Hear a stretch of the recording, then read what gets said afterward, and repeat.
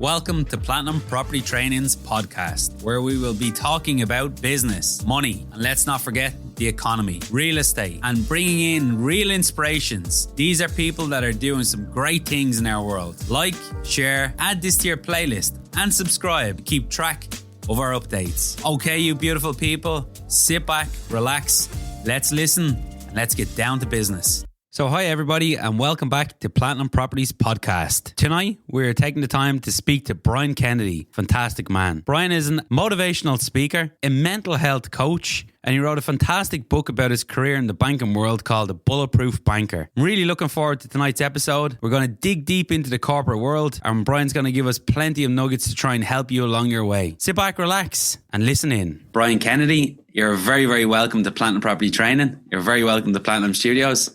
And we're going to try and dig into a little bit about your life and what you've encountered along the way. And you've read a fantastic book. So we might talk a little bit about that tonight as well.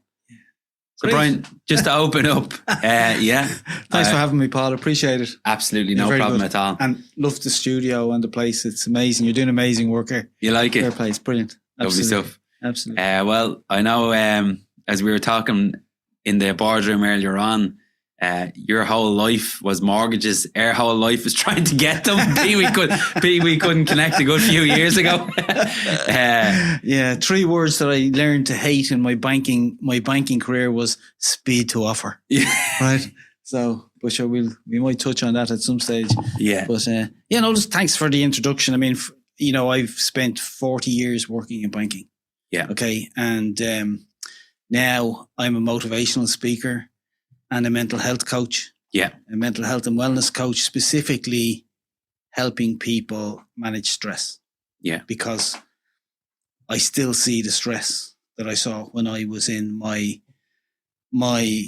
work. Okay. And I wrote the book, The Bulletproof Banker, for everybody, but specifically for men, if I would say that. Because I believe our mindsets are different, okay, in certain ways. And I had a quick chat with you earlier, and I'll give you a bit of a story, okay? I am blessed with a beautiful wife and 2 kids. Yeah. I'm the luckiest man in the world. And I say that anywhere I go to speak, when I speak as a motivational speaker in companies. And I truly, truly believe that. Okay. But I wasn't always aware of that. Yeah. Okay. And there's many reasons for that. And if we start at the start, where my early educators, different to the way the education is done today, hopefully, thankfully. Okay. But it will show you, this will show you how important it is that if you're a manager today, if you're a leader today, I would like people to listen to what I'm going to say. Brilliant. Because the way in which they deal with their staff and manage their staff and bring their staff with them is very, very important, not only for helping people to succeed, but the damage that you can do to people's mental health. Yeah. Right. If you don't do it correctly. So I sit here in front of you with my grey hair. Yeah. The oldest man in the room. Yeah. Okay. Well, that's where we learn. Right. Yeah. And my early educators, taught me fear and shame and guilt. Yeah. And what happened was, if I didn't get a question right, I was put standing at the top of the class. Yeah. I was put standing in the corner. And what I learned from that was, it's not good if I don't know the answer. Yeah. Okay. And if I'm standing in the corner and I'm feeling sorry for myself and having a little pity party for myself and I start to sob, my early educator would come and probably, give me a little dig in the back and say, "What are you crying? Mm. What are you crying for? Are you a girl? Mm. Men don't cry. When you grow up, you have a responsibility. You're going to have a family and you're going to have to look after this family. Yeah. You're going to go into a corner and cry. Okay. So you learned, don't show emotion. Showing vulnerability is failure. Okay. And that's at 5, 6, 7 years of age. Mm. And in that educational system, I moved into a private college when I got older, and the education was even more brutal. Yeah. Okay. I could tell you what teacher, what color the electrical tape the particular teacher used on their leather strap or their cane that they used on us when we didn't know the answer. Yeah. Okay. So you learned you had to have the answer. And I brought that into my adult life subconsciously. Yeah. Not really realizing that I was doing that. Mm. And I think that's what a lot of men do. Yeah. Possibly a lot of ladies do it as well. But men in particular, we do stuff like that. And I had this urge in me. I had to succeed. Mm. I had to succeed. Not that I would put my foot on somebody's neck to get over them, because I felt that when I went for a job interview, we were all equal. The best person, naive sometimes enough to think that the best person would get the job. Mm. Okay. But I wanted to succeed. I badly wanted to succeed. I desperately needed to succeed. And any job I got, I was promoted in. Mm. But any job I was in, I was always looking for the next opportunity. Okay. Which is not a bad thing, by the way. Yeah. Okay. It's not a bad thing. But the way in which you think about it, the way your mind is, your mindset, your self-awareness, all that kind of stuff is very important when you're going along in your career, whether it's in property or whether it's in banking or whatever it might be. So bringing that mindset into my corporate career, I wouldn't let anything get in the way. What do you mean, Brian?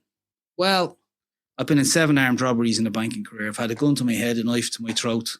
You know, I've had my head slammed into the safe. And depending on the time of the day that robbery happened, the branch would reopen and Brian would stand in front of customers again and serve them like nothing happened with a smile on his face. So pause a second there. Yeah. Someone runs into the bank. Yeah. Puts a gun to your head or the staff's head. Yeah. Police obviously come. Yeah. Investigations start. Right. And Brian decides, no, the branch would reopen. Fuck it, let's go again. The branch would reopen. And because you just start serving away. On, and we would serve customers again. Now, the thing is, talking about being a leader,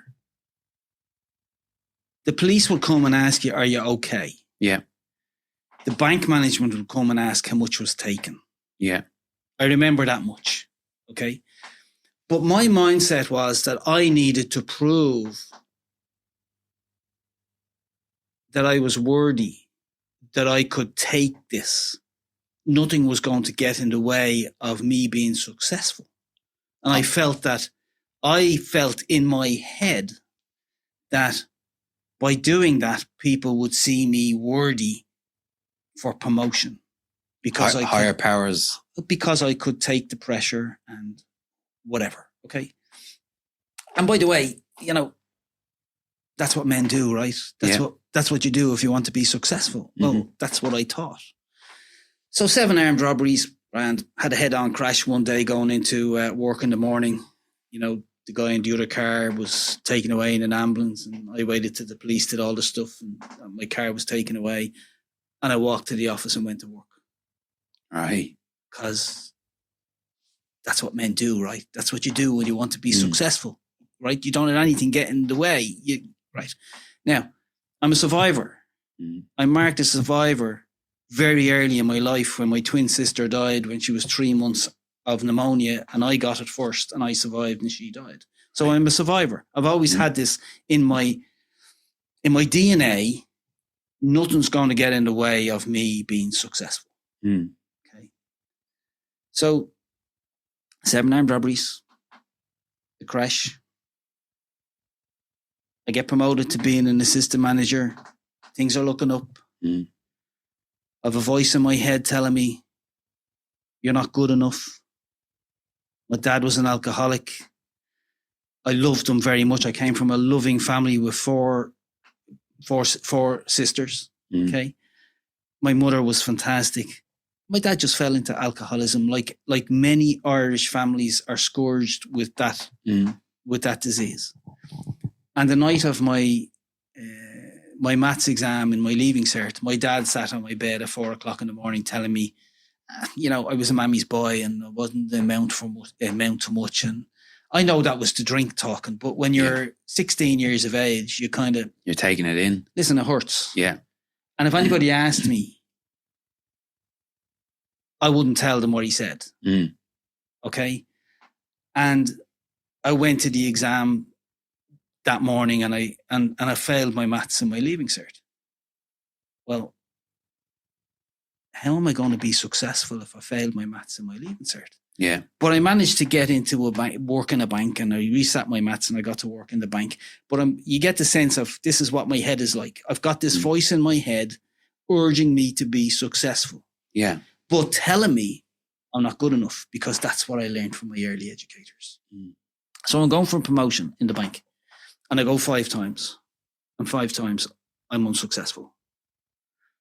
But at that stage in my career, the bank would put me running a branch office for 6 months because some manager was sick. But if the manager's job came up, I wouldn't be successful. And it made no sense to me, and it made no sense to the managers that I worked with in a branch, because I was an assistant manager and I supported different branches in the city. And it made no sense. And I started getting paranoid, kind of going, well, the guys I'm working with are not supporting me. That's why I'm not getting promoted. Okay.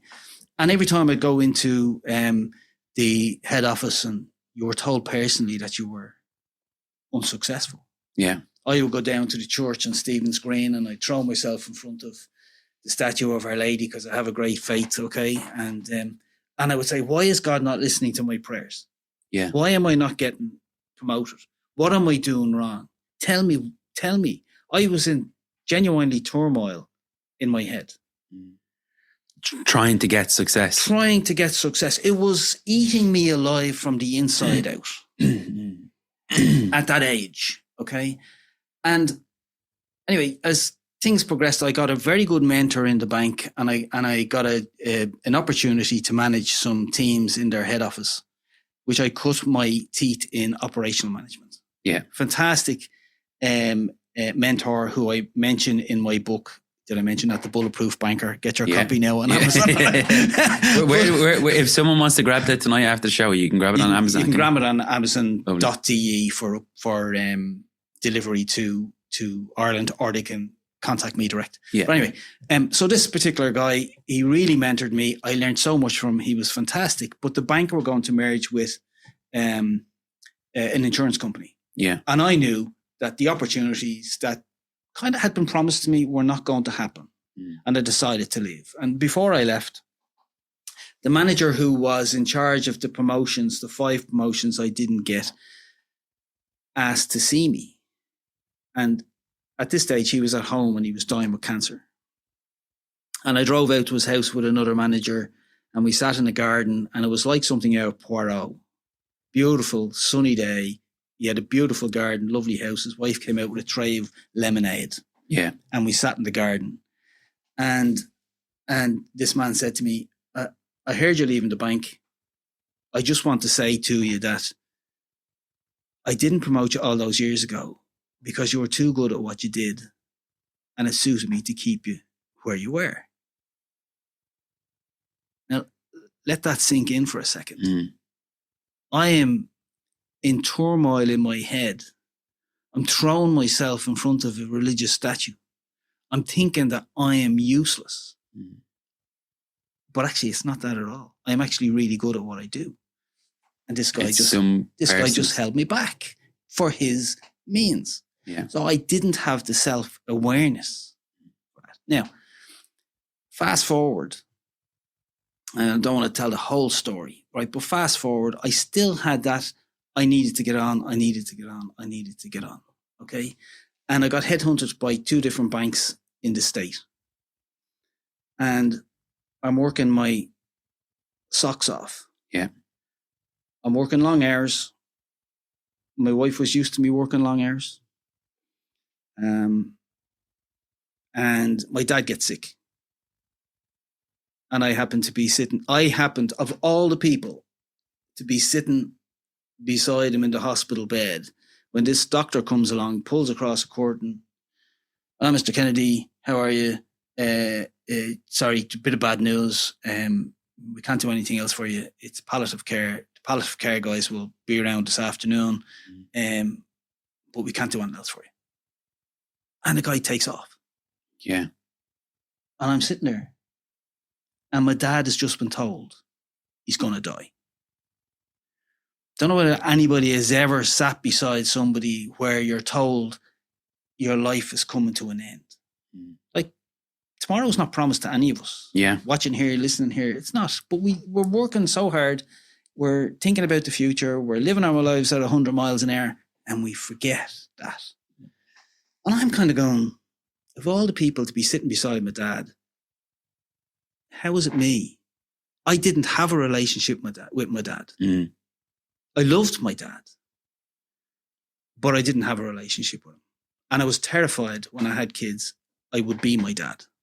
Yeah, we see this quite a bit. Yeah.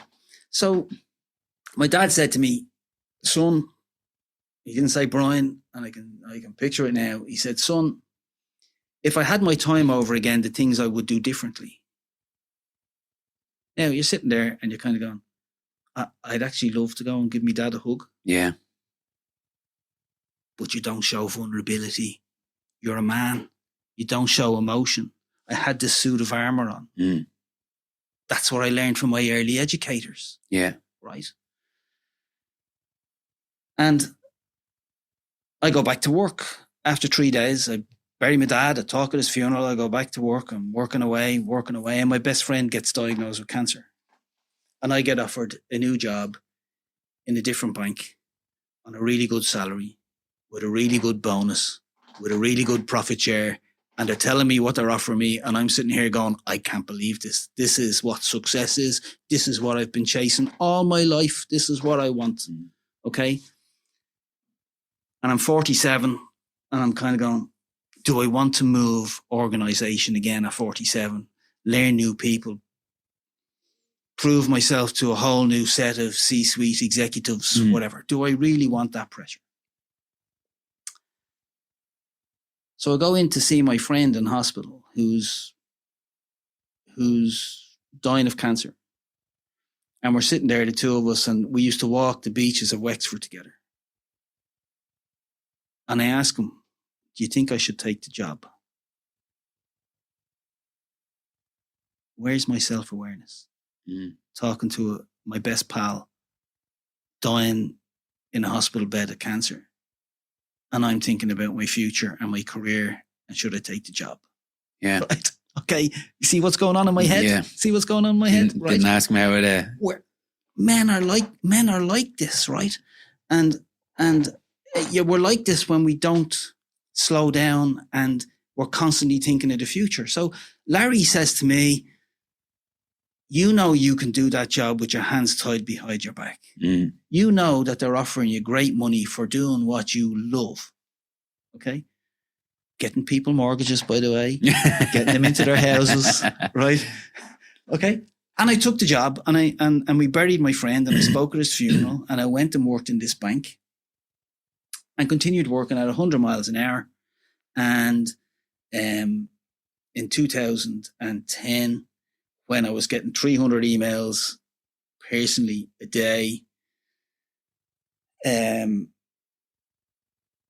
managing the back office function for two banks owned by a UK parent. Yeah. A certain thing happened one day. I had told them that they needed to take some work out of my teams. We were trying to do the daily work and we were trying to do projects. You can't do projects and the daily work. It just...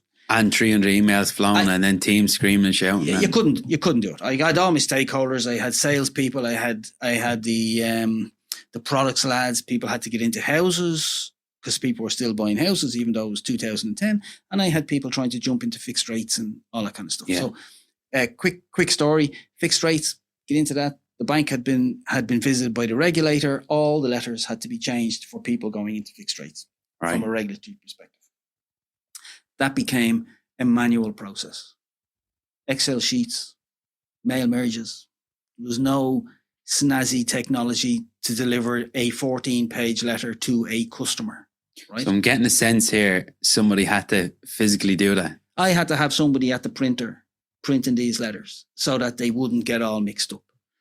And I had to check every letter personally. Read it, sign it. I was under instruction. When we delivered that, I had a very good manager that worked with me who was the expert in the mail merges and managing the data. And we would print this stuff, and I would have people that I would sit with differently depending, because we had 5 different mortgage platforms, right? And everything was different. But I was under the instructions that if they go out wrong, someone's going to get fired. Now, they never said, hey, yeah, it's going to be you. It's going to be you. Yeah. But I was responsible and I was managing all of these people. But I was told to check all the letters and sign them. Yeah. So I had to do that. So I'm doing that. I'm managing 100 odd people probably at that stage, 150 people. I'm getting 300 emails a day. I'm in back-to-back meetings. I'm on audios. I have a PA managing the executive mailbox. That's stuff that goes into the CEO's box that has to be answered.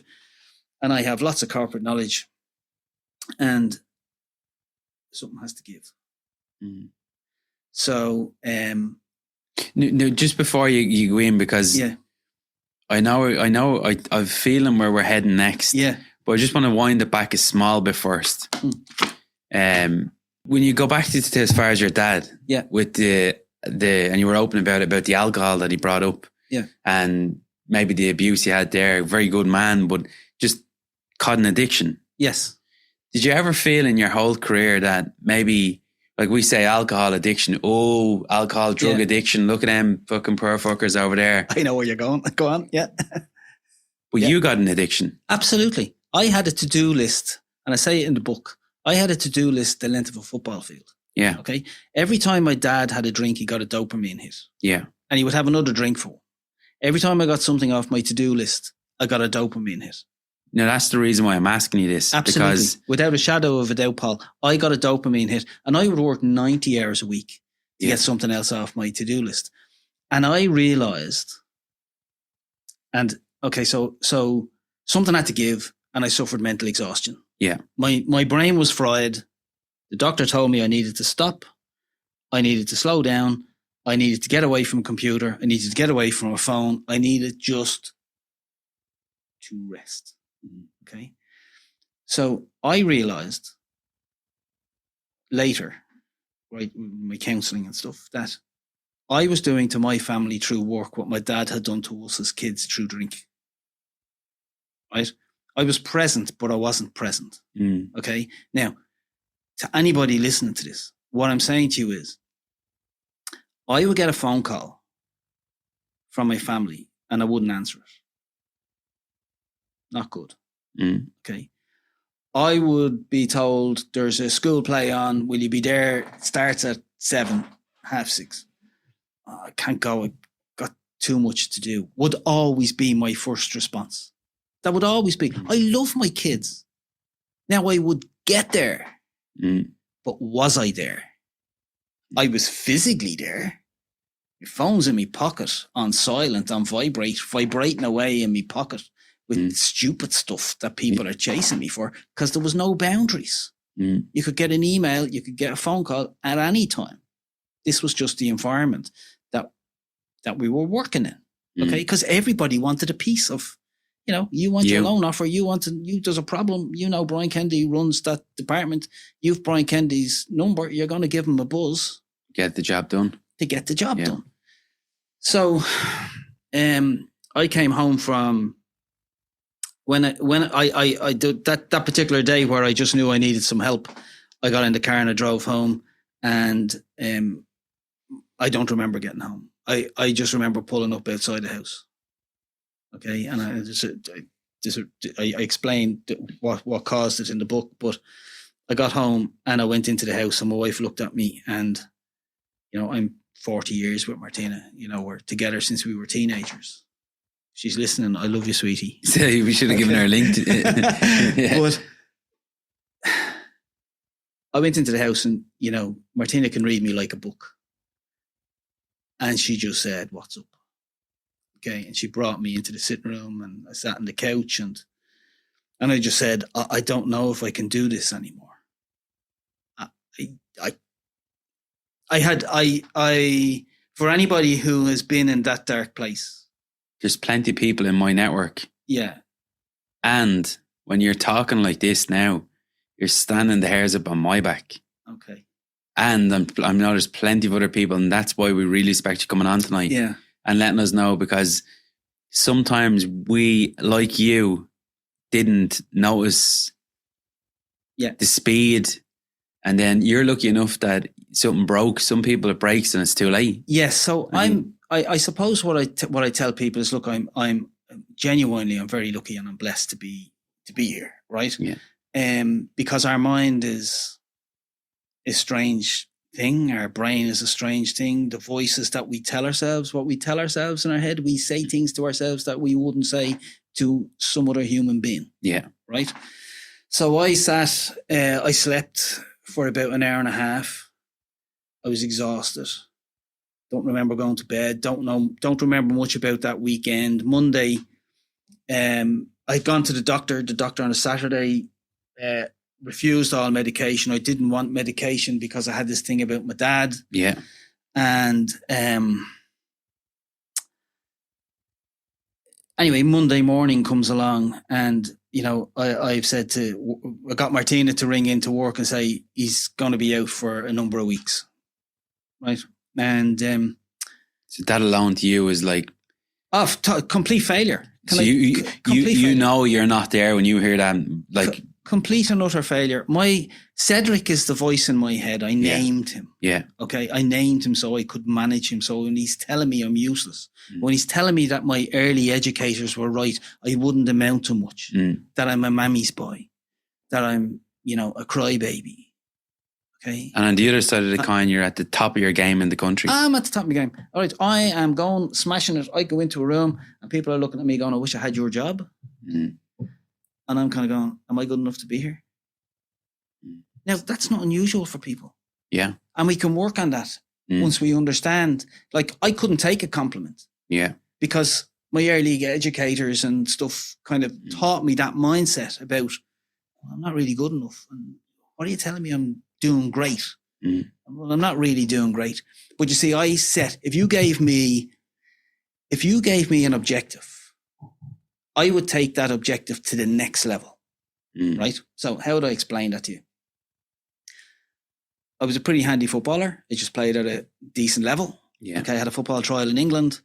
If I played football, I was a different animal on the football pitch in sport. Yeah. I was a completely different animal. I'd go across that white line, I would be the most formidable soccer player, rugby player that you could meet. And my wife hate watching me playing football because I was a different person. I don't know you. I don't know you. You know, I would kick people. I would be aggressive. I would be a completely different person. But I couldn't bring that. I don't know whether I wanted to bring that into my corporate life, but I couldn't bring that confidence. Yeah. Right? But if we won, I'd be ecstatic. If I didn't score, I'd beat myself up. If we lost, I would beat myself up. Even if I scored and we lost, I'd beat myself up because I didn't score another goal or whatever. See the mindset and the voice in my head telling me all this? So you're probably going, Brian, you're a basket case. Well, I don't know if you were sent here by someone or, you know, did someone pick you out just to come here, because we're living and breathing this. Yeah. And I mean, the beauty about this conversation tonight, this is going to go out to a lot of people, and a lot of people that are very successful and a lot of people that may be trapped, because it's usually a lonely game to let everyone know. Yeah. And sometimes if you can't manage them expectations, it's everything that you're fucking talking about. I'm like, shit. Well, I think I'll shut this shit down now. Me and you need to go upstairs and bolt that door and figure out what the fuck is wrong with me. Well, the gas thing is, you know, on the Monday morning, my wife was gone to work and Martina was very worried about me, I have to say. And I'm kind of going, look, I'm okay. I'm okay, right? well, I'm not really okay, because you're never going to tell the truth in that situation. Yeah. You know, my voice is telling me I'm a failure. My voice is telling me I have been found out. Yeah.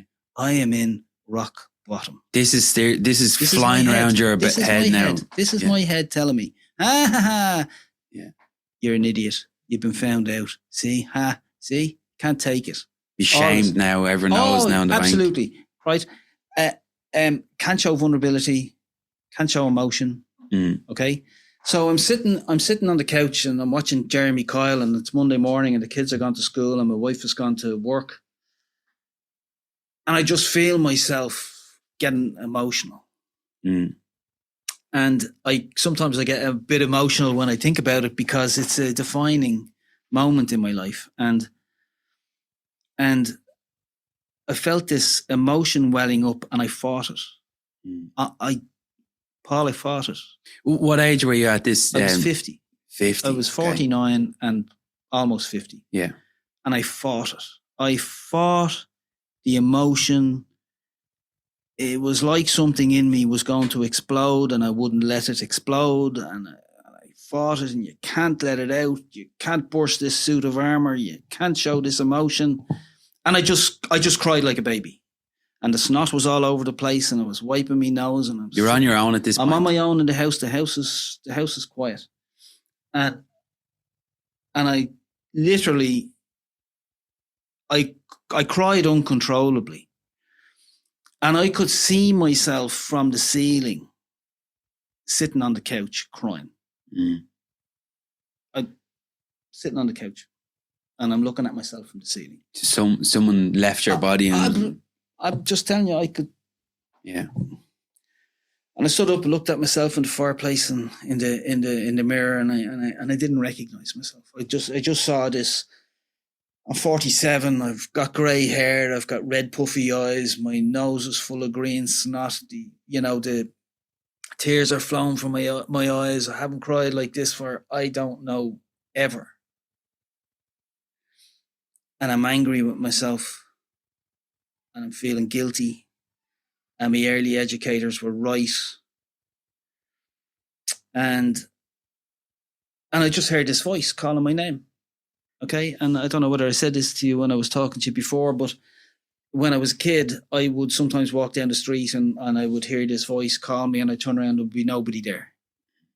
And I always put that down to my twin sister, Yvonne. Dad passed away at 3 months. Okay. That was with me. And I had made a pact ever since I knew I was a surviving twin that I would live my life for the two of us. And at that point, I realized I had failed her. And it hurt. It hurt. Because I was chasing success, a corporate career, success. What does success look like? I mean, what does success look like, right? You're chasing it, but you don't know what it is. And something told me to go out into the garden, and I went out into the garden, and I won't tell you the full story, but I had this interaction with a little robin in the garden. And from the result of that interaction, I decided that I would get rid of all the negativity in my life, and I would have compassion for myself, and that I would believe in myself. And I would tell Cedric in my head that he can go and take a hike. You can say it loud and clear there. There's no issue here. And the thing was, I accepted Cedric. I was no longer going to fight Cedric. I was going to welcome him into my head, but I was going to manage him. Okay. And I did a lot of work in over the coming number of months where, I went to some counselling, and it's funny, kind of, hey, listen, it's not all doom and gloom, but a funny story in my counselling, I always wanted to run a marathon. I told the counsellor, and I had been, soccer player, rugby player. I was a sprinter. I was a winger, and you don't run marathons to lose your speed. And I always put it off. And this thing came to me: hey, why don't you run the Dublin Marathon and give back? Run it for the hospice, whatever it might be. And I bounced into the house this day, and I said to Martina, great idea. I said, this is April, okay? And I'm kind of going, I'm going to run the Dublin Marathon in October.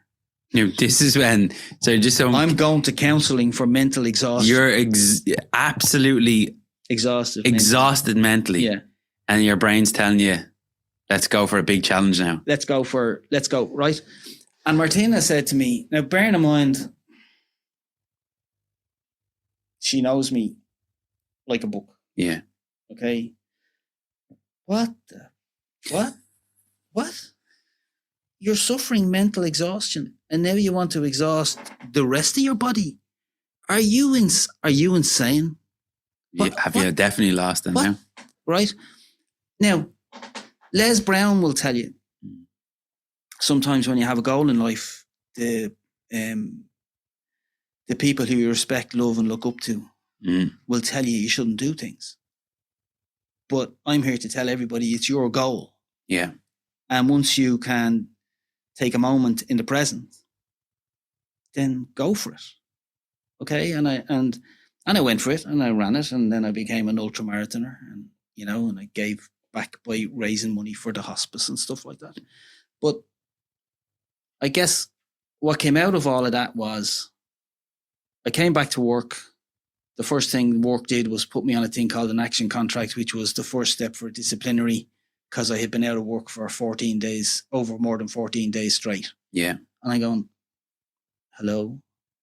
I suffered mental exhaustion working here 84 hours a week to try to keep the show on the road, and now you're putting me on a disciplinary. 84 hours a week I was working. Fuck. For a considerable period of time. And if you figure that out, that leaves 168 hours in a week. Yeah. And you've dedicated 84 of them. I'm up at 5 o'clock in the morning. I'm going to bed at 2 o'clock in the morning. I'm getting 2 or 3 hours sleep. I'm not talking to my wife. I'm not talking to my kids. I don't realise that, by the way. Okay. And when I was off sick, my kids asked Martina, had I been fired? Because they never saw their dad at home. For that period of time, unless we had gone on holidays. Right. So I was there when they were leaving for school, and I was there when they were coming home, and they're going, what's going on here? And right? When you were on holidays, were you there? No. Not at all. No. Sure. When I was on holidays, and all the letters that I had to sign had to go out, and I delegated it to somebody else, and the letters went out wrong. Yeah. And I got a phone call when I was in the States, and the blood drained from my face. And my wife will tell you, when I took the phone call, she knew there was something up. This was obviously, before I suffered the mental exhaustion. This was the pressure that I was under. And Cedric was telling me there, see, you let somebody else do it, fuck it up. Yeah. See, what now? Now you're screwed. Now you're going to get fired. Yeah. So the problem is that when you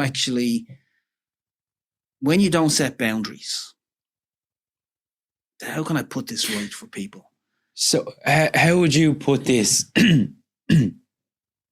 Your career is on the wind down. The madness is over.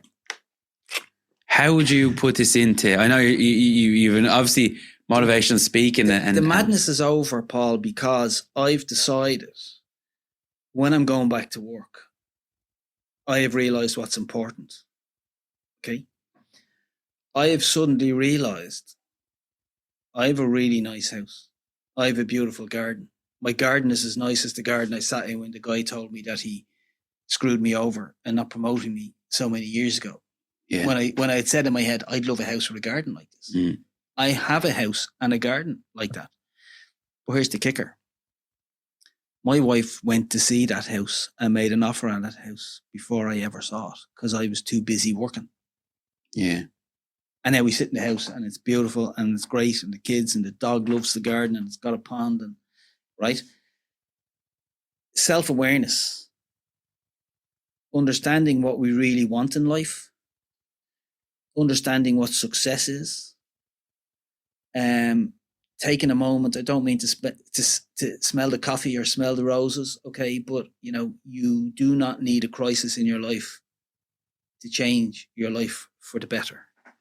No, and that's what I'm trying to say. You are one of the lucky ones, I know. Blessed. But again, you're going to, I'm not saying the word prevent, but we're all on that. I really, truly believe when we talked earlier on about maybe an alcoholic or someone that's on drugs, I look and I was like, oh, okay, well, I'm in suit today, but I'm as fucking bad as him. Yeah. Because I'm doing these things that you're talking about. Yeah. And maybe sometimes when you're that going ahead, like how does a young Paul Green or a young member in their group, or maybe someone that's dealing with a crisis from the bank, how do we now learn from this? Like, how do we learn from your crisis to that we don't? Okay, we're going for it anyway, right? Yeah. So let's just take that fucking out. We are going to go for it. But listen, absolutely, and this is where sometimes people, I'm not telling people not to go for it. Yeah, I'm not telling people don't be successful. What I'm saying to people is you can go for it and you can have success if you understand what it is you want to do and what you chase, right? Yeah. So there is no point in chasing success to the detriment of your health. Yeah. Because if you haven't got your health, I'm telling you now, you have nothing. Mm-hmm. Nothing. Yeah. Okay? Because everything will collapse if you don't have your health. So I coach people every day of the week who suffer with stress. I help them identify their stressors. I don't give them advice per se. Mm-hmm. They learn that by the questions that I ask them. Yeah. And by them looking at their lives to see what it is. Now, you either want to change or you don't. Yeah. I worked in a very fast-paced environment. I went back into work, and what I had to do was set boundaries. Okay?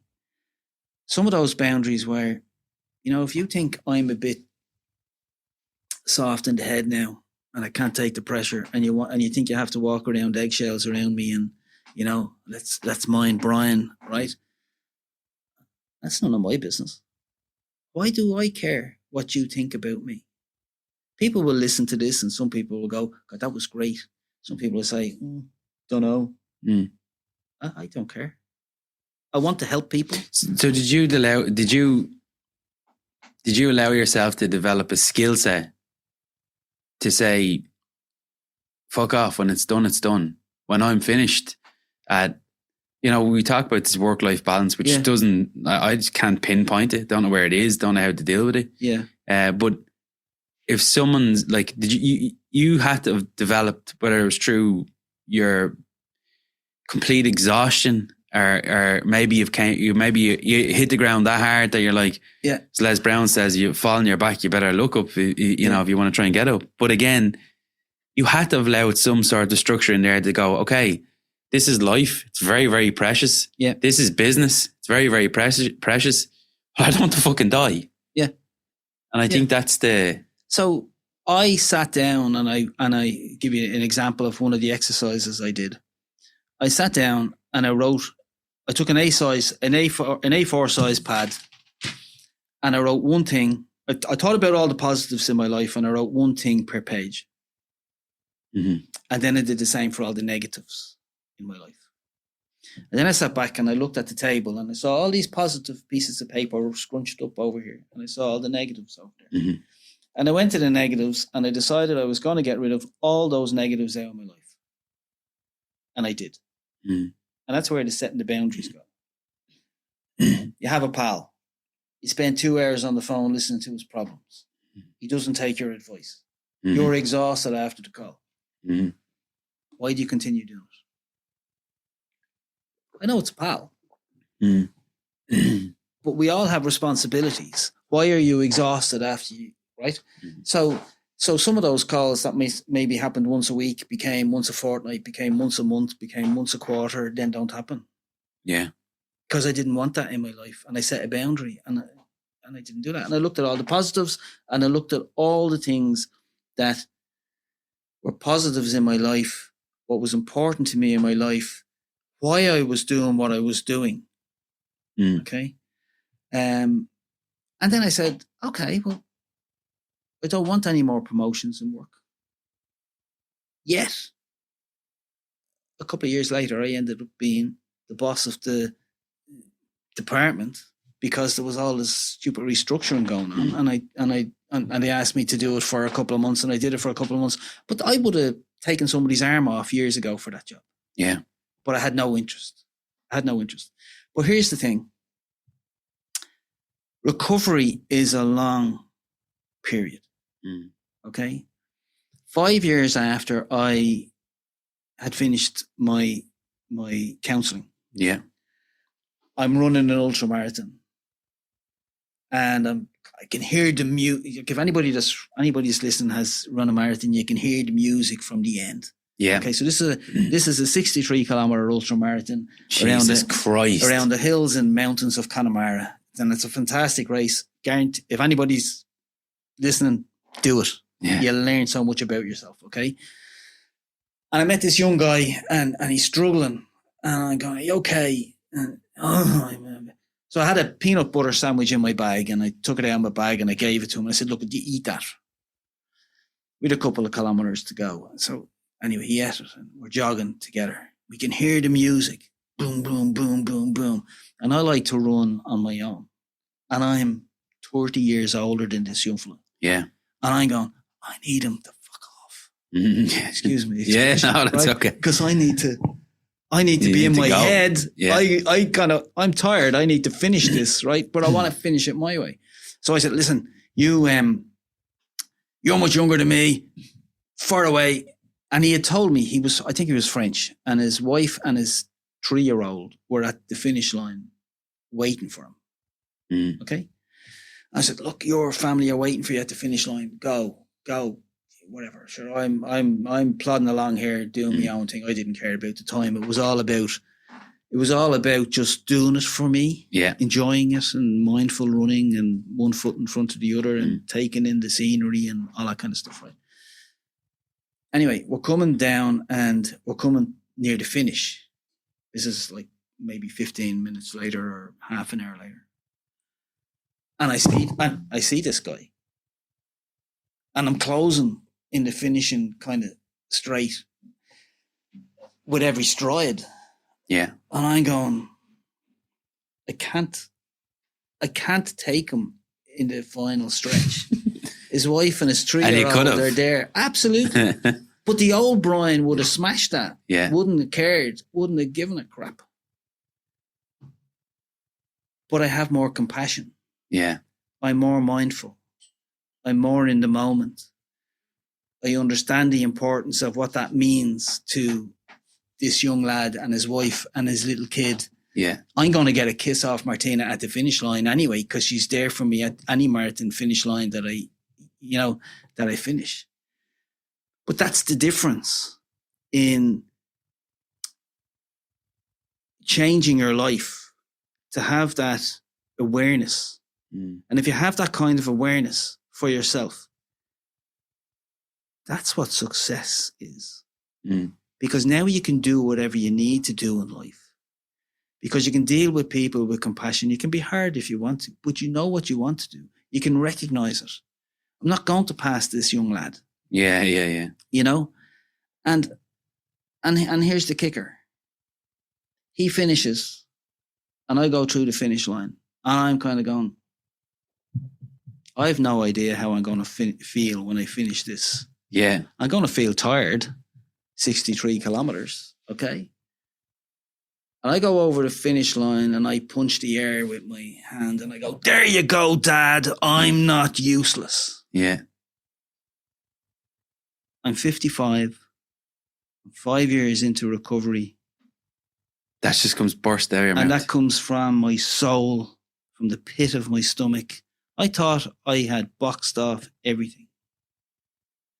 There you go, Dad. I'm not useless.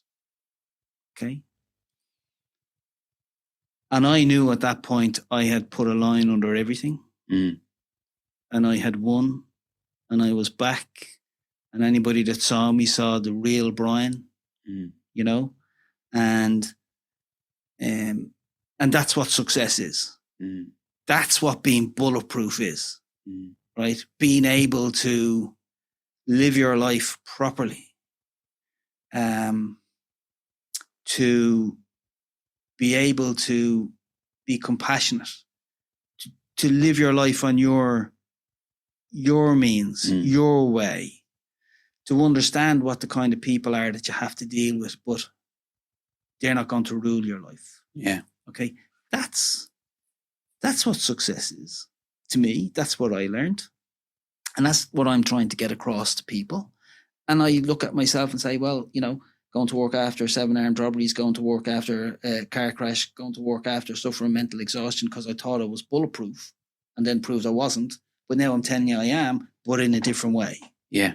So then, Jesus Christ, I could literally spend hours with you because I think it's a crucial part of an entrepreneur's life as well, that you identify these things and you don't ruin it on everyone else around you while you're trying to be successful or while you're trying to fight with your own little battles in your own head, because we all have them. Yeah. And I'm well aware of that scenario I keep pointing to, that someone puts a needle in their arm, someone puts drugs into their body, someone puts alcohol into their body. But I'm aware that people do it in work. We do it in work. All the time. Lead us to this book. What made you write a book? Where did the book come from? What did the book was a bit like finishing that ultramarathon with saying what I said to my dad, right? Punch in the air. I had spoken to a couple of people and they had said, you know what? You have a powerful story and you need to tell that story. It's a fantastic story and it's also going to help a lot of people. And there are people there that might read that who, for me, if you can recognize yourself, if you can recognize, if you read the book, read it from what's going on in my head and what I'm telling you, I'm saying to myself as I'm going through the different companies that I worked for. Yeah.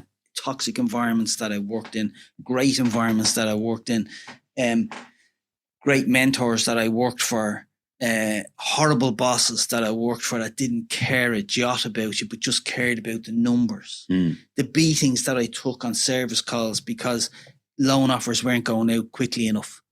Okay. But they're only counting the first one. But, I'm doing 3 nearly per case because people keep sending me the wrong information, the wrong address, the wrong purchase price. But they're not counting all that additional work. They have no idea of what I call the invisible work that I was personally doing that made me work 84 hours a week. Jesus Christ. Because they're the phone calls from the brokers. Yeah. They're the phone calls from people to sort out the issue, getting this lastminute.com done, getting people into their houses. Getting people onto fixed rates that needed to be on a fixed rate before we ran out of the money. Yeah. All that kind of stuff. Arguing with people. Falling out with stakeholders. But you see, everybody has, with all the stakeholders that I would have dealt with, I know I got on well with loads of them. I fell out with 1 or 2, but most of them I got on well with because I understand that they had their objectives. And they were delivering on their objectives. I was just a cog in the process. But I had my objectives and I couldn't do my objectives if they weren't doing their piece of the work right. Yeah. And a lot of them weren't doing what they were supposed to do right. Nothing's changed. If you're sending in an application for a house mortgage to a bank today and you don't have all the documentation, it's painful. Number one, they're not going to be able to do it. Yeah. Or they'll do something and then they'll have to redo it. Well, what I'm telling you is the people that are working at that end in the bank are under savage pressure. Because if it's anything like the way it was when I was there, you were constantly being asked to do more with less. Yeah. Do more with less, do more with less. And that's what happens. Now, when you get stuck in that cycle, when you get stuck in that hamster wheel, okay, it's very difficult to see the wood from the trees. Yeah. Okay. Until something like what happened to me happened. Yeah. And I'm trying to educate people to please, can you realize if you're working these long hours, it's okay to be successful. It's okay to have a career. It's okay to push for the big job, right? Could you take a piece of paper and write down why you're doing it? Yeah. Why is it important to you? Who are you supporting? Because if you're not there for your wife and your kids and your partner or whatever it is, why are you doing it? Is you doing it because of your ego? Yeah, well, that's the other big killer in this world too. So, but if you give back, Paul. Yeah. So if you take a second, it's okay. I don't care if somebody has 20 houses. There's loads of people out there that have 100 houses. Oh, Johnny has 105. I need to buy another 5. I need to buy 6. Right? Okay. The egos kick in. Okay. Fine. Okay. That's fine. There's nothing wrong with that. Yeah. It's the way you go about it. How self-aware you are of how you're doing it, and you're giving the time to your kids, and maybe you can sit down and say, well, do you know what? Maybe I'll be like Brian, and maybe I'll just do a half marathon, and I'll give money back. I'll raise money for the hospice. Well, now you're giving back. It's amazing doing something like that can help you with your mental health. Amazing. Doing something. You don't have to be a marathon, but doing something like that, and you don't do it. You're not doing it for kudos. You're doing it because you want to do it, because it makes you feel good, and that you're helping other people. Yeah. That's got to be the reason why you're doing it. I'm coming here today to sit with you to help the people that listen to this, because I know how important it is. It affects the mental health of men and women, but suicide rates for men and young men in particular are huge. Yeah. And if I can go and talk to groups and talk to companies and get them to understand, let's just say, the type of boss that you're working for. Okay. What's the culture of the organization? What is it that makes you sit in the car looking at the building before you go into the office because you're feeling stressed? Life does not have to be like that. Right? There is another way. Now, the problem is that sometimes, and as I say, I'm lucky, and I was lucky in a lot of ways, in that when I suffered my mental exhaustion and I did my positive and negative example, I put a plan in place to retire at 60. And I did it. Okay?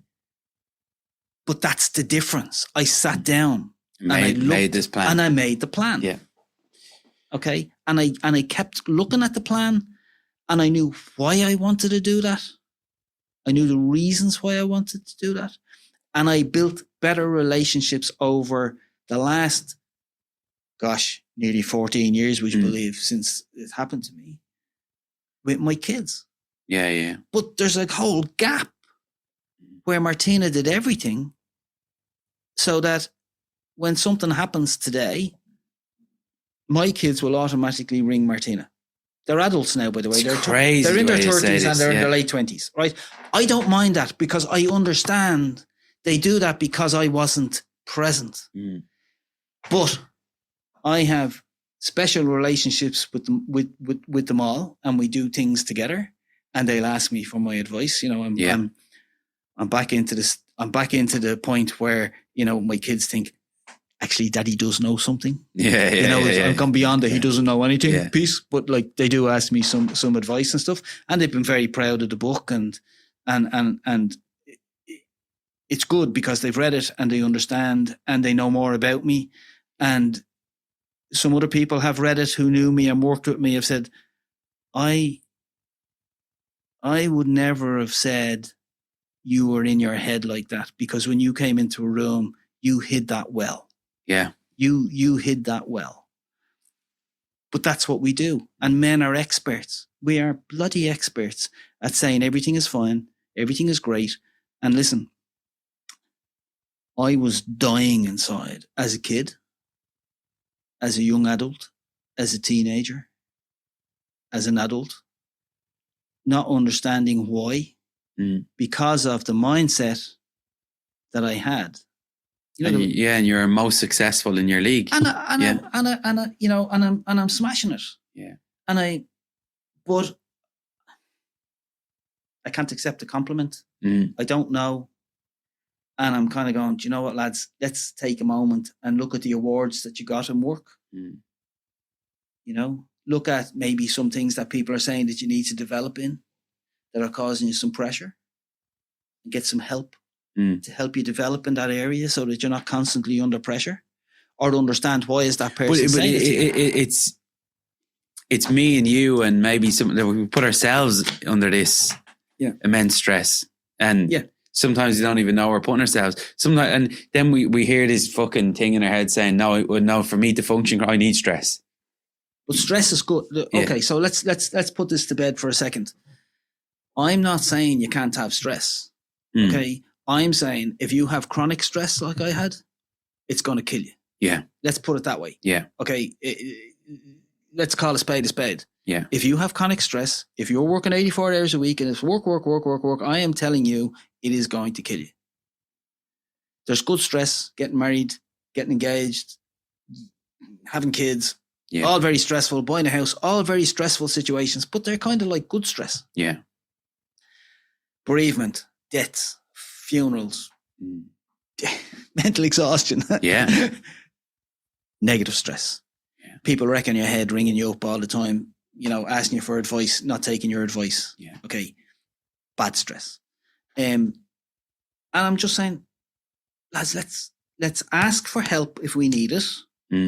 So that leads me to this then, right? So say we have a group of maybe 100 people and there's a couple of thousand people watch our stuff all the time. Sometimes they can't get involved in property. Sometimes they, whatever the reason, and they listen to this tonight and they're like, because obviously now I'm just trying to park myself in my shoes, right? I might be going like, right, I need to fucking work on this because I have money. I have everything I need. I have everything that Brian's has been talking about here, but I'm fighting this battle here somewhere.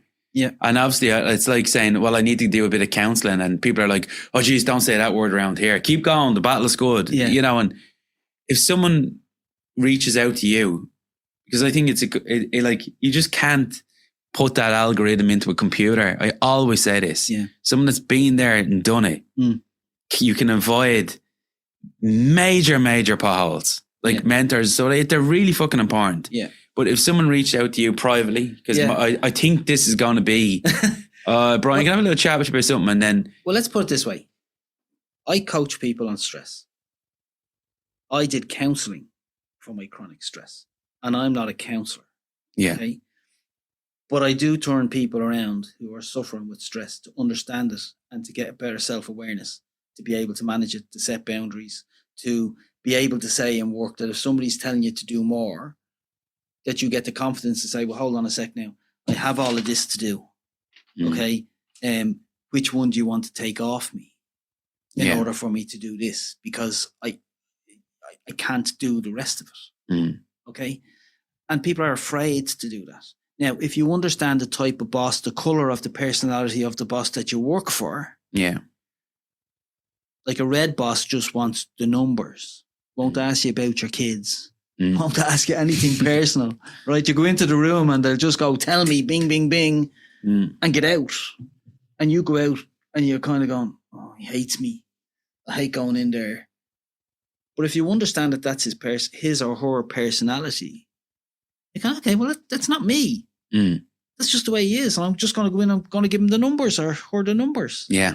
Right. And you have another boss who kind of go, how are you? How's the baby? They remember the kid was sick 3 months ago because they have an interest in their people. And you'll have a bit of a chat. Okay, you won't spend an age talking to them, but you'll have a bit of a chat and you give them the numbers and everything is great. Yeah. We talked offline earlier on about a couple of financial companies, which I think, I know a lot of them. Some are great guys. Some of them are really, really understaffed at the moment. And then you've got a lot of people like me and ringing in, and yeah, some of them are great leaders. Yeah, they obviously work in this space very hard to understand it, because sometimes as a boss, you're like, we have to get this done. Yeah. I don't have truckloads of money. We have to get that wall up today. Yeah, we have to get the other side out. But I think, but communication is key in that part. Yeah, the way in which people communicate and understand and deal with the people that they're dealing with. So if you have to have a wall up today, it's your problem. How to put this? It's probably your problem if the builder goes, oh, that's a big surprise. Okay, so that's down to communication. Why is it down to communication? Well, because Paul's too busy to have told him 48 hours ago that he needs to plan. But if you have the time and place where you sit down and you plan this and say, okay, this is where we need to be. Do you understand it? Yes, if there's any issues, come and talk to me. That takes some stress away. Yeah. Right? If you build a trust with the people who you're managing and you say, I'm with you, I have your back. but we need to deliver this. Mm. Please tell me if there's a problem. I'm here to help you. So identify a line of communication for them. Right. So so part of also success is like you looking after the well-being of the people around you. Yeah. Imagine if all the people in your workplace were happy and happy, clappy. You know, there's not always going to be unicorns and, you know, rainbows in the sky. That's why there's 3 hinges on all my doors. but, you know, supporting those people and fostering a positive culture and environment. Yeah. People will walk through a wall for you. Yeah. Right. And you will be happier in your work. But you see, the problem is that we're so busy living our lives at 100 miles an hour. Mm. All of a sudden you're telling this guy that wall has to be up today and you're giving him a couple of hours notice. Yeah. And then there's an argument. Mm. Well, take responsibility for that. Yeah. Take responsibility for your life. Okay, I had to take responsibility for the fact that for many years I felt a victim over what my early educators had put in my head. Yeah. And then I took responsibility for it and said, okay, I'm not a victim anymore. You know, I'm a man. I'm a grown person. You know, why am I worrying that person doesn't like me? Yeah. Why? What? Why? I don't care now. I don't care. I think I'm an asshole. Fine. Yeah. Why am I going to lose any? Why am I going to lose any sleep over that? Why? Yes, it kind of hurts if you think people doesn't like you. But you know what? There's a difference between letting it eat you away from the inside out and saying, you know what? Okay, I understand he doesn't like me. So what? Accept that thought that comes into your head and then say, I understand that he doesn't like me. That's not the end of the world. And you let it fly off into the sunset and you move on with your life. Yeah. Fantastic. Absolutely brilliant. And I mean, literally, I'm going to ask you, Ozzy's saying 5 to me. I don't have a clue what he's talking about. I'm in a different zone. He's waving 5 because what? And maybe he wants 5 extra parts, but I'm going to ask you a favor because we had a fantastic night tonight, and I know this is going to really, really, really resonate with all my members, every single one of them. We're all fighting a little battle that we have parked over here, and we're just thinking, yeah, well, on Instagram and Facebook, they see us doing all this thing, and we're working very successful, and over here we're bag of shit maybe, or crumbling, and we're not enjoying family life, we're not enjoying, and take something like that away, you're like, oh fuck, that's gone now. So it's opened up that whole world for everyone that's in our network tonight to let it identify and let it piece out. Maybe people are, maybe they take that a lot serious than I'm thinking. Maybe you're at the stand the hairs up on my back for the stuff that I need to work on. Maybe you need to come in here and work with my whole team and get things fired up. If you think very simply, how happy am I today? And I'm not doing this happy clappy thing. Okay? I'm just saying, how happy am I today? What's making me miserable? Is everything miserable? Well, then I need to do something about it. Because life's too bloody short. Yeah. How could I, with my lack of self-awareness and emotional intelligence, sit beside my best friend who was 46, dying with cancer, and ask him, should I take a job? It's great, yeah. That is, yeah. Lack of emotional intelligence. Yeah. Okay. Lack of awareness. Lack of empathy. And Jesus, I promised him I'd look out for his kids, and I still do. But if you take that as an example, guys and girls who's listening, right? If you're at that stage, if you think you would do that, something wrong. You need help. But look, read the book, right? If you read the book, try and be in my head in what I'm telling you, because there's other stories in there about going into a house where I got locked in a house with a customer and he wouldn't let me out and locked me in a room with his Doberman. Yeah. Funny stories in there, right? But you can get that on Amazon. For delivery to Ireland, unfortunately, you have to go to the German site, amazon.de. Or you can contact me directly through LinkedIn, send me a message, and you can Revolut me. I have a few books. If you're interested in what I do, you can visit my website, bjkenomotivation.com. It's a bit of a long thing, bjkeno. We'll get tired to put that out to our mailing list too. And I'd be happy to kind of try and help people. But yeah, if you can just take a moment tonight to write down, what does success look like for you? Mm. I can guarantee you, it's not the 500 houses. Mm. It's not the lending of the 500 million or whatever it might be target. Okay. It's I'm going to struggle to write that down. How happy your kids are, how happy your wife is, your partner is. What are you doing for them? What can you do to give back in this world? And dare I say, if you weren't here tomorrow, would anybody in this world know you were here? My twin sister died at 3 months. I promised her when I was old enough to realize that we spent so much time together in the womb that I would live my life for her as well. And through my madness and 100 miles an hour, I forgot. And through my breakdown, it came back. Right? Now, I have a faith. I am a bit religious. I'm not mad.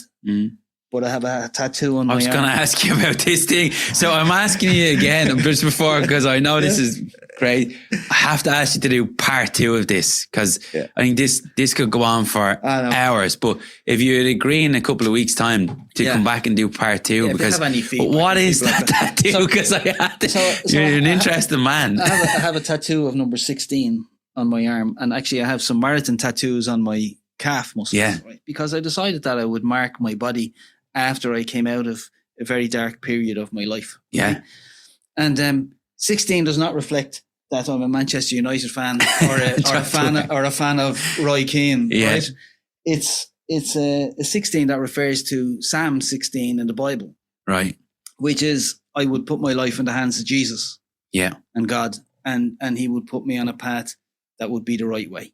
Right. Okay. So that I am not living this life on my own. And if I start making the same mistakes as I did before, I am going to be aware to listen to something that is greater than me. Yeah. Okay. Because that's part of our self-awareness. I'm not saying people have to believe what I believe, but if you believe that there is something greater than us, that put us here, that made us, that whatever you believe. Yeah. Because everybody's different. Yeah. Right. Mine is just that I believe that God will put me back on the right track and keep me there. And for me, I am doing my utmost that if I wasn't here tomorrow in this world, that people would remember me for giving back for the hospice or kids with congenital heart defects or for writing a book that helped other people. Or 100% for writing a book that will definitely help other people. Yeah. That's fantastic. And that's it. But look, thanks a million for having me. I really Absolutely. appreciate it. We like... So my thought, now you have me thinking I have to be careful what I say. And but my thought was like, I'm going to ask them all them questions about the banks, how to get more money out. And I was like, shut up now. I'll have to do part 2. Let Brian get to know me a bit better. Because I know you're obviously an interesting world. And again, someone locking you in a room. I have to read this book. Yeah. Someone locking you away. I'm presumed that was involved with someone with stress of money and stress of different things. So and that was hopefully you come back for part 2. That was back in the day in... the early 90s, okay, when let's put it this way, before I got to really not like the industry that I made my living in. Yeah. If I put it that way. Yeah. Okay. Because banks left this jurisdiction not because the banks couldn't make money. It was because their parents believed they couldn't make enough money. And they sold loans to different parties and they made lots of people redundant. Because so they were making plenty of money, but somebody said they're not making enough. You need to make more of that. Yeah. And you've got to understand that, there's 5 million people in this country. This is not the UK. Yeah. Now, I personally believe if somebody had the foresight with a sovereign wealth fund or something, they could have gone in and they could have bought one of those banks. Yeah. Okay. And the assets. And we all know the property is a cyclical thing. And they could have made money. But I have always been of the opinion that when I sat there and I lent money to people for 25 years or 20 years, that the institution I worked for would be there to help them through thick and thin. Yeah. And unfortunately, that is not the industry. Yeah. And I think that needs to change. Yeah, definitely. And I think people struggle in the industry with that value system and that morality part of what they have to make a living. Yeah. And but anyway, look, that's what we will get into in part two. Is 2008, 2009. You were well involved back then, and absolutely, you know, it'll help other people as well to. And people don't realise, Paul, that you got in a taxi to go somewhere, whether it was in Ireland or whether I would have gone over to the parent in the UK. Are you here for the day? Are you what do you do for a living? You know, I'm an ice cream seller. Yeah. You know, I'm in Riverdance. I'm not a banker. Could not say them words. And people don't realise, and I'm not looking for people to say, oh, the poor banker. Right? Yeah. But you see, the people in the trenches didn't make the money. Yeah. The people in the trenches had all the stress and were made redundant. Yeah. And had the same issues with their mortgages and paying their mortgages as the people in the street. Yeah. And I think that was lost. Yeah. You know, I think that was lost. But hey, you know. Well, thanks on for that having note, me. I appreciate you're it. Absolute legend. Thanks a million. I know you're going to be working with lots of our members, probably privately. That's just the way this world is. Well, I'll happily round their team up because I have one way of teaching. It might be the wrong way. Maybe then I might have to sit down with you and do a bit of my own mapping. I think it's truly important too that I am going in the right direction, and I'm only speaking for myself. And then maybe if other members get in there, read the book, download it off Amazon, maybe link out to Tara. She can connect you with whatever way you can collect them or sign them or post them or package them. Or look, it's very important we get it out there. What's the fee in the book? What's the price of it? The price, it's a tenner. Tenner to read it. Yeah. You undervalued that. You mustn't have learned too much in the banking industry. Look, you see, this is the thing. I didn't for money. I didn't write that to make loads of money. Genuinely, that's, if somebody wants to buy that and they come to me direct, it's like a tenner with £2 postage. Jesus Christ. And hey, knock yourself out. And, if somebody wants me to go into their company and talk to their staff and they can recognize themselves in what I'm saying. Yeah. And let's be fair, some companies don't want people like me going in to talk about stress because they want their people stressed to the 9th degree. Farm. And they don't realize that they ain't getting the best out of the people when they're working in those toxic environments. We'll finish up on this one. And again, thanks a million for doing this. It's really, really important to us. It really, really helps us. When you said at your darkest moment, you're just bringing back thoughts in my brain of different things. You were sitting on the chair and you said, I could see myself looking down in the darkest moment of your life, looking down from your ceiling. Yeah. Do you feel yourself now looking down on your book and probably a better part of your life now? The book was very emotional to write. Yeah. And when I sat with the editor to read it back, I was crying. Yeah. Because the funny thing is our emotions are, our thoughts affect our emotions and our emotions affect our reactions and things like that. And there are things in it that, they're dark moments that bring me back. And I just hope people can feel it. Yeah. Can feel it. Right. But the other thing, I just very quickly, I have a thing in there about my mum, who was a great supporter, and I loved her to bits, and she died. But a death of cancer killed her, and I watched the way she died with dignity and respect and a great faith. Yeah. And I learned that when my time comes, I will never be afraid. Yeah, yeah. Okay. So to be deep for a second, that's come back from mental exhaustion, come back from, living 100 miles an hour, to have the self-awareness to understand that we're not, we mightn't be here tomorrow. Yeah. But if I'm going to die, I'm ready. Yeah. Because I've done what I can make amends. Is that the right word? Yeah. I don't know. Maybe it is. The resilience is huge. You know, to change my life, to be a better person, to be a better leader. Yeah. When I went back into work, to be, you know, and to do more to give back for people. And once you think about that, once you think about your mortality, because we are, we're here tomorrow, lads. You know, that's the reality. That's a bit morbid, but that's the reality. What's your legacy? Yeah. And it doesn't have to be bricks and mortar.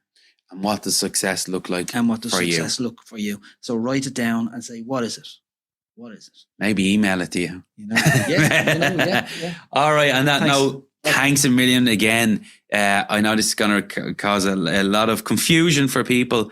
It's definitely going to wake a few of us people up that think we're on the road to Mars, think we're the next Elon Musk, and we can work on it aside. And again, part 2, if you're happy to, I'm delighted to do it. We'll get into the banking industry a bit more. Yeah. Brian, thank you very much. Thanks, Paul. Thanks for having me. Appreciate it. Thank you.